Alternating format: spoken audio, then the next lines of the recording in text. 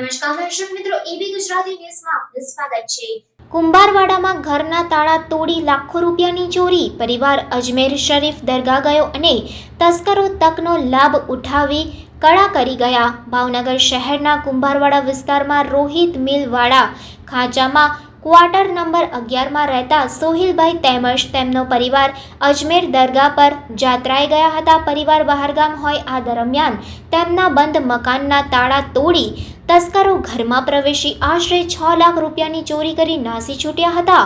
અજમેરથી પરત ફરતા ચોરી થઈ હોવાની જાણ થતાં સોહિલભાઈએ પોલીસને જાણ કરી હતી અને પોલીસે જરૂરી કાર્યવાહી હાથ ધરી હતી। રિપોર્ટર ફિરોઝ મલેક, એબી ગુજરાતી ન્યૂઝ, ભાવનગર। તમારું નામ? મારું નામ સોહિલભાઈ, કઈ જગ્યાએ રહો, શું થયું? કુંભારવાડા હાઉસિંગ બોર્ડમાં રહું છું। અજમેર ગયો તો ચોરી થઈ ગઈ છે મારા ઘરે। ક્યારે થઈ?